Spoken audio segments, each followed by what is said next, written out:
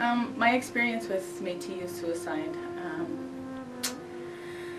there's been a number of youth, probably about 4 of them.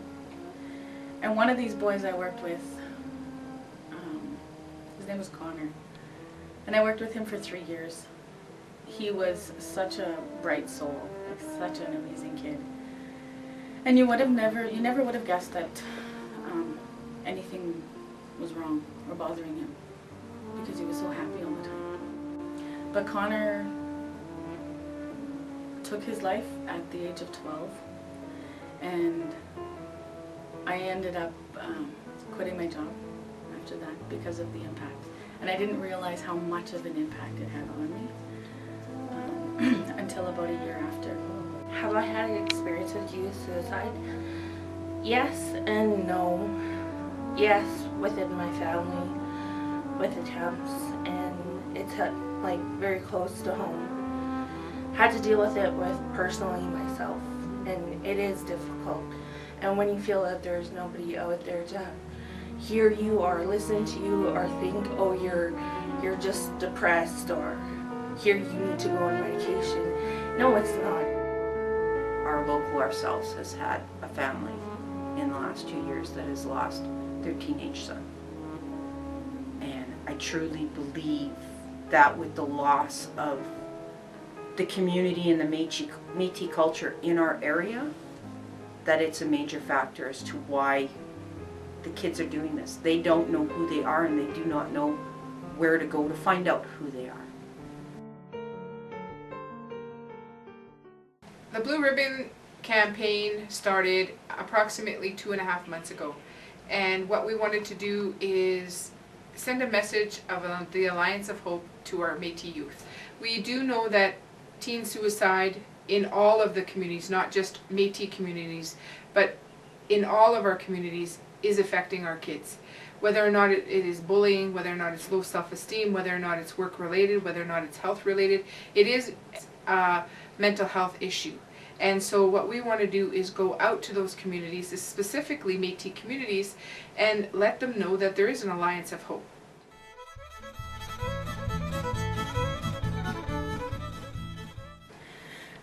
I got involved with the Blue Ribbon campaign because I believe in the need for the training. I have worked with Dr. Carrie Barassa and did some of the initial research with her, traveling to different communities and asking the community a number of questions and trying to find out how much of a need there is. So back in December, I saw a link on the Métis Nation-Saskatchewan Facebook page, and it was talking about Métis youth suicide prevention, and I got excited.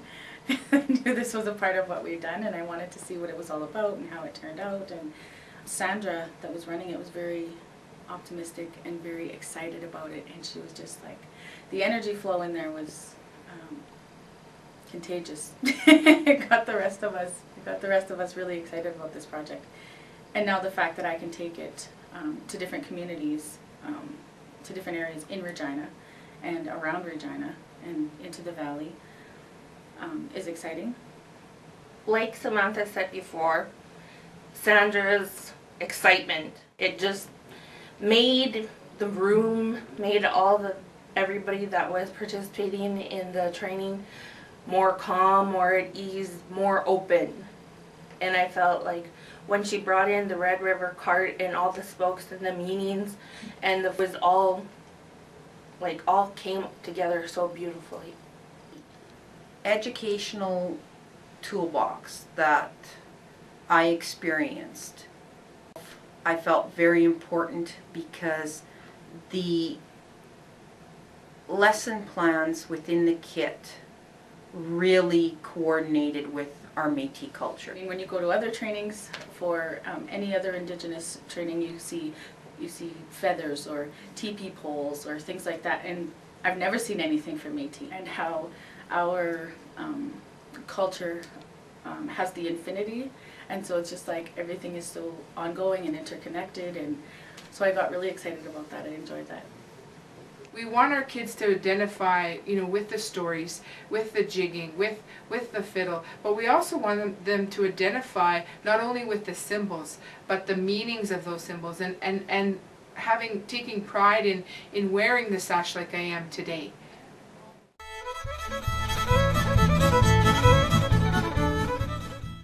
The wheel, with its center hub and spokes, and the rim, demonstrate the interconnectedness of Métis understanding of health and well-being.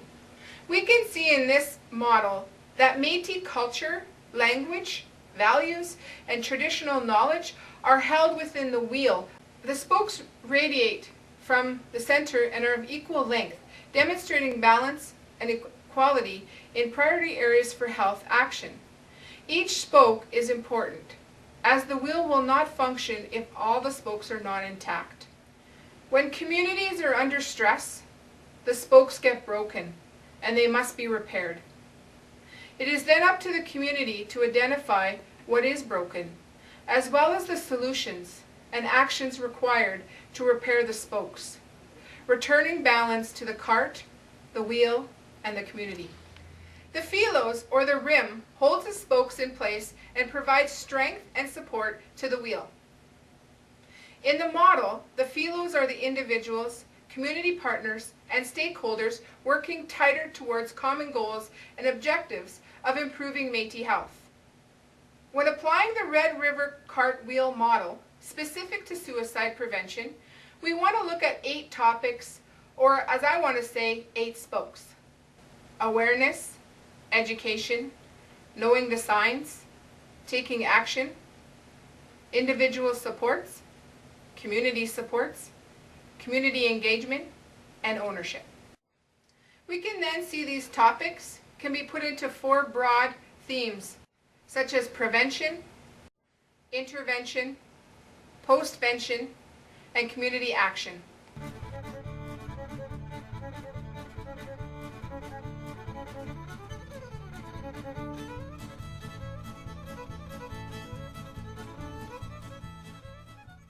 Third health district that we will be working with is Keewatin.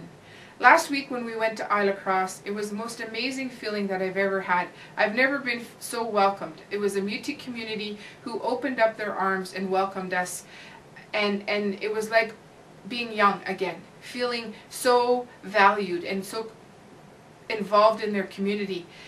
They not only want to do the blue ribbon, but they want to train 20 health staff, but they also want to train 30 professional teachers at the end of August. We need to start getting our youth to start being the trainers and the teachers. I'm going more with my career into community-based research, and if there is a phase 2 to this training, I would really like to be a part of it and to be able to help to develop more strategies. I have friends who are in 20s, 30s, 40s who have like issues with suicide and come to me to say like, hey, I want to end my life, this is how I feel. And I feel like, okay, I'm glad you trust me and let's work together on this, let's get you help. And I'm glad, like, I feel that I'm strong enough to take that on. The blue ribbon, to me, is very important. I would like to see if we could do more, like combine it in our sash or combine it into something that the kids can wear on a regular basis and the people can wear on a regular basis. On coffee mugs and bumper stickers and windows, and showing would be great to see a blue ribbon in every house, just like they did when children needed a safe place to stop in and they had blocked parents.